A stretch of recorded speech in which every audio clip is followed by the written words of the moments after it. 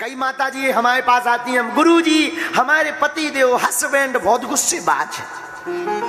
अच्छा, गुस्सेबाज है, इसका कारण है कि जब रसोई बनाती होंगी तो माता जी तुम भी गुस्सा करती होगी।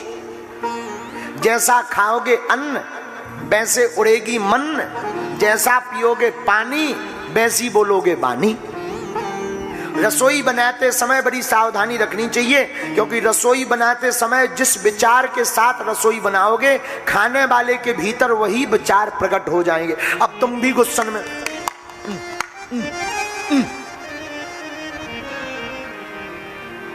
बेलन लिया, 12 बजे तो आती है छटरी के बड़े और थाली ली और ले जाकर के टेबल पर ले, खाने हो खाओ नहीं तो कड़ जाओ। अच्छा, अब बताओ जो वो रोटी पाएगा वो प्रेम के गीत गाएगा क्या?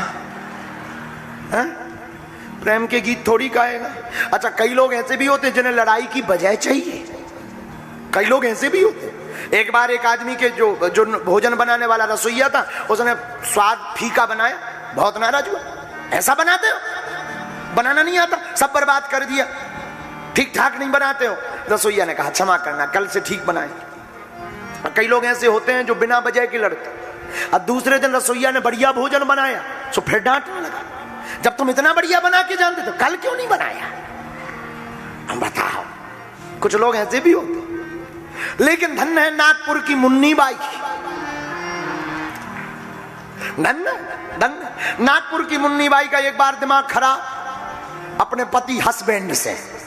अच्छा, हस्बैंड से हमें याद आई, एक बार एक पढ़े लिखे आदमी का विवाह अनपढ़ गवार से हुआ। पत्नी उसकी अनपढ़ और वो पढ़ा लिखा।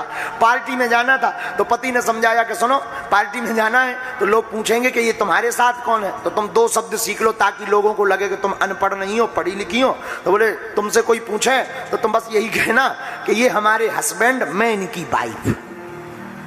3 दिन बेचारा पढ़ाता रहा पत्नी को। अब पत्नी थी अनपढ़ तो वो पढ़ती रही, ये मैं हमारे हस्बैंड, मैं इनकी वाइफ, ये हमारे हस्बैंड, मैं इनकी वाइफ। अब तो रोटी भी बनाए तो यही रटे, ये हमारे हस्बैंड, मैं इनकी वाइफ।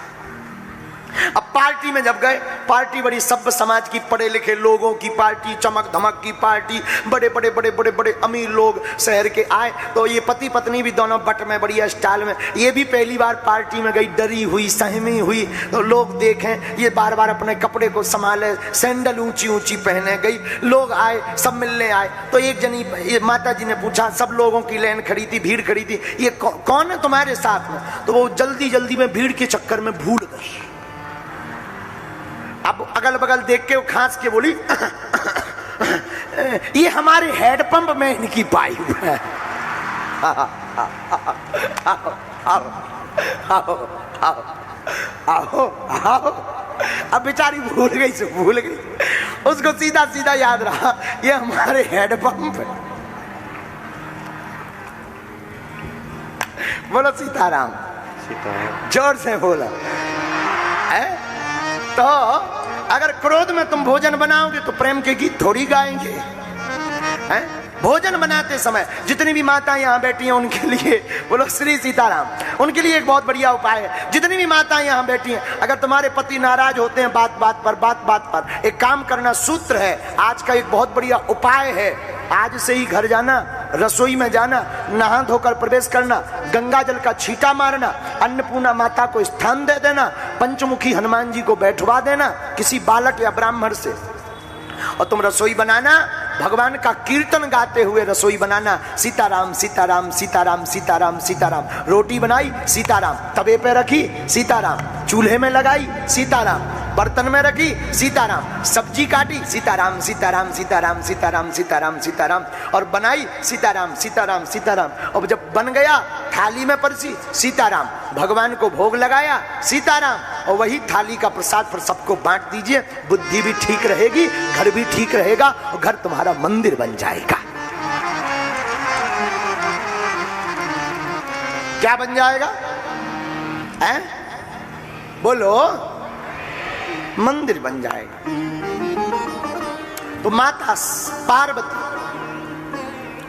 प्रार्थना करती हैं महाराज मैं कुछ पूछना चाहती हूं। देखो ऐसे गृहस्थ में सत्संग होता है, जिसकी पत्नी सभ्य हो समझदार हो ना उसके घर में सत्संग होता है, और जिसकी पति और पत्नी दोनों ही विचित्र हो उनके घर में सत्संग नहीं युद्ध होता है।